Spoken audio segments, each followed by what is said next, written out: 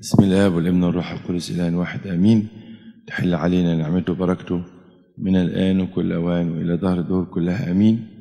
الإنجيل جزء من الإصحاح السادس من إنجيل معلمنا ماري يوحنا البشير، والأعداد من 47 ل 65. الحق الحق أقول لكم أن من يؤمن بي له الحياة الأبدية. أن من يؤمن بي له الحياة الأبدية.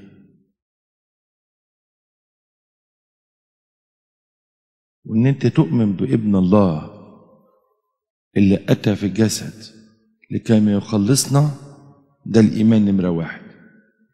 والإيمان المقصود هو كمان الإيمان الاختباري، أن أنا أدوق. عشان كده في الجزء ده بيحكي عن الإيمان لما بيقول من يأكل جسدي ويشرب دمي له حياة أبدية أنا أقيمه في اليوم الأخير. فالإيمان هو أنك مصدق تؤمن أن ابن الله أتى إلى العالم لكي ما يخلصنا. هكذا أحب الله العالم حتى بذل ابنه الوحيد لكي لا يهلك كل من يؤمن به بل تكون له الحياة الأبدية. أنا مصدق يا رب إنك جيت لكي ما تخلص العالم وجاي ما تخلصني. الإيمان ده لو ما كانش موجود جوه قلبي ومصدق ومقتنع بيه ما أخدش الحياة الأبدية. ولو الإيمان ده جوه قلبي يوديني نقطة تانية، إن أنا أحيا الإيمان. فما نصنعه في القداس دلوقتي والتناول اسمه حياة الإيمان مش الإيمان.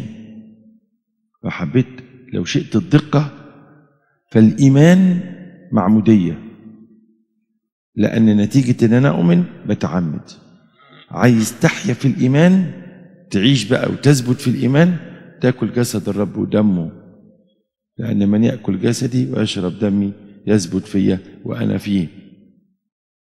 فالنهاردة إحنا في القداس زي ما الكتاب بيقول أبائكم أكلوا المن في البرية وماتوا، هذا الخبز الذي نزل من السماء لكي يأكل منه الإنسان ولا يموت، يعني يحيا حياة أبدية. بس إن كنت بتتقدم إنك تتناول وإنت مش مدرك إن اللي على المذبح ده هو المسيح اللي مات لأجلك، إذا ما يجيبش حاجة، ما يعملش حاجة. فالتناول من جسد الرب ودمه هو الثبات في حياة الإيمان. عشان كده قال من يأكل جسدي ويشرب دمي يعمل قال يثبت فيا وأنا فيه. يحتاج الأمر إن الواحد يراجع نفسه، هل أنا عندي هذا الإيمان؟ أنا مصدق إن المسيح جاي لما كي ما يخلصني؟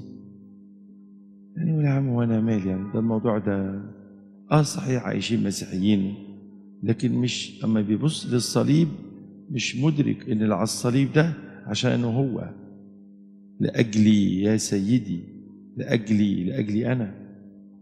وكل ما تقعد تفكر في القصة دي كل يوم إن لأجلي تلاقي نفسك عشت حياة مختلفة تماما.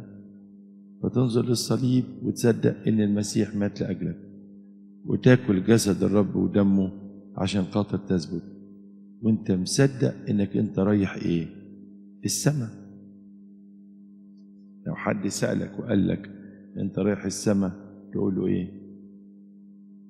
تقول له مش عارف، ولا تقول له أصل أنا جهنم وبئس المصير؟ هتقول له إيه؟ تقول له أصل أنا وحش وما انتش مصدق. يمكن تكون هذه الإجابات وانت طالع من القداس كمان، يعني مع انك بتسمع في القداس يعطى لمغفرة الخطايا وحياة أبدية لمن يتناول منه، يعني بيديك سمع. طب وانا ما اقول لك كده ده معناها ان يديك استباحة، يعني انك تحيا براحتك؟ لا. بصوا يا احبائي، دي منظومة عملها الروح القدس مربوطة بعضيها ببعض.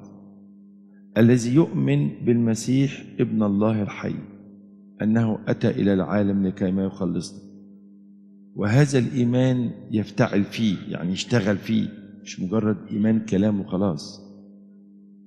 قديس كورولوس الأورشليمي ليه كلمة حلوة قوي، يقول لما يشتغل فيك سر مفاعيل، يقول لما أنت تعلن إيمانك ينفجر فيك سر مفاعيل المعمودية. يعني لما تدرك ان اللي حصل فيك ده ان المسيح لبسك، ينفجر فيك سر مفاعيل المعمودية. يعني ايه؟ يعني يبقى الإيمان ينتقل من مستوى العقل لمستوى القلب، ان انا مدرك ومصدق. هذا الإيمان ده لما يشتغل في العقل والقلب يدي كالآتي: يخلي عندك اشتياقات جديدة. ما هي الاشتياقات؟ أنك تواظب على أكلك لجسد الرب ودمه، وتواظب على الإنجيل. هذه الاشتياقات دي نهايتها إيه؟ سما. لو واحد عنده في قلبه مفاعيل سر المعمودية شغالة، مستحيل ما تلاقيش جواه اشتياقات لجسد الرب ودمه. وده اللي قاله معلمنا يعقوب. قال ايه؟ بأعمالك أشوف ايه؟ إيمانك. يعني واحد مثلا لا بيقرأ الكتاب المقدس، ولا بيحب كلمة الله، ولا بيحب يتناول، ولا ليه شركة مؤمنين، وبعدين يقف يقول لك أصل أنا رايح السماء. السماء إيه اللي هتروحها كده؟ ده مش شكل واحد. إذا ليه؟ هو أنا عشان ما بعملش أعمال؟ لا، عشان الإيمان مش شغال في قلبك. إذا القصة قصة إيمان. لما ترجع لرومية 8 يفهم قوي بولس الرسول القصة دي. إذا الإيمان لما يشتغل صح يطلع حاجات صح. فما يشوفها معلمنا يعقوب يقول إيه؟ لا ده كده صح، وبالتالي ليه السماء. يقول إذا لا شيء من الدينونة الآن على الذين هم فين؟ في المسيح يسوع، السالكين ليس حسب الجسد بل حسب الروح. على فكرة الحكاية ديت السالكين ليس حسب الجسد بل حسب الروح دي بين قوسين في الترجمة الأصلية كده. يعني دي ترجمة الذين هم فين؟ في المسيح يسوع. الذين هم في المسيح يسوع يعني عندهم إيمان حقيقي. يعني المفاعيل سر المعمودية شغالة فيه، أوتوماتيك هيعملوا إيه؟ أوتوماتيك يطلع إيه؟ سلوك بالروح. فالشخص اللي سالك بالروح تقول له رايح السماء يقول لك إيه؟ بنعمة المسيح. مش كبرياء بقى ولا يعني كده، لا لا، لأن سلوكه بالروح ده دليل إن الإيمان شغال فيه. والسماء دي عطية من الله. يقول أجرة الخطية موت، أما هبة الله هي إيه؟ حياة أبدية. هبة مجانية لا يدفع عليها إيه؟ مقابل. يعني معنى هذا إن أنا ما جاهدش بقى وما اشتغلش. مين قال؟ ده أنت تجاهد وتعمل وكل جهاد ليك عليه أكاليل في المجد، لأن نجم يمتاز عن نجم فين؟ في المجد. وده اللي قاله النهاردة إلهنا وربنا يسوع.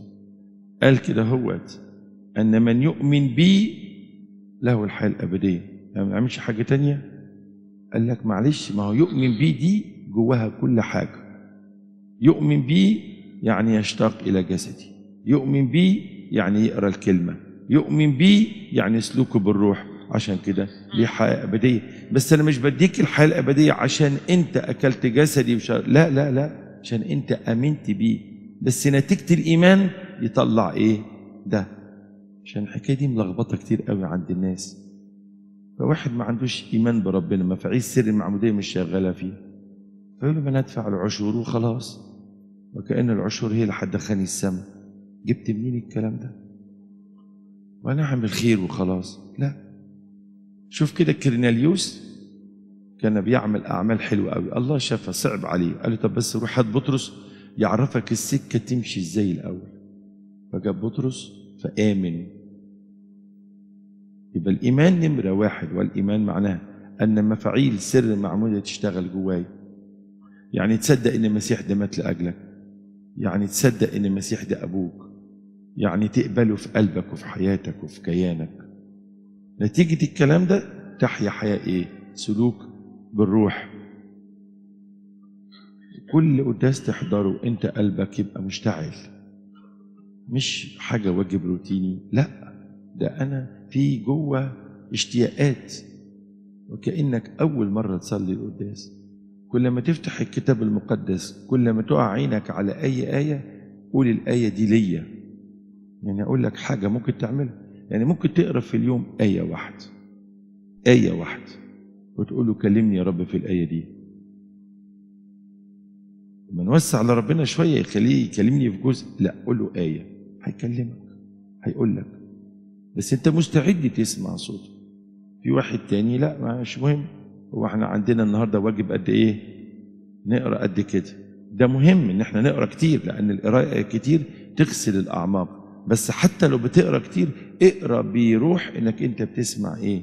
كلمه ربنا، صوت الله ليك. الله يدينا يكون عندنا ايمان حقيقي، يفتعل فينا ايمان حقيقي، والايمان يضع في قلوبنا اشتياقات جديده، اشتياقات لجسده، اشتياقات للكلمه، اشتياقات للسير في الحياه الروحيه بنشاط. ولو خلى الحب من العمل الروحي بقى صعب جدا. فاللي بيحلي العمل الروحي هو الحب، لأن كل عمل روحي موجه إلى شخص يسوع. ابدأ معاه علاقة من دلوقتي، ولإلهنا كل مجد وكرم الأبد آمين.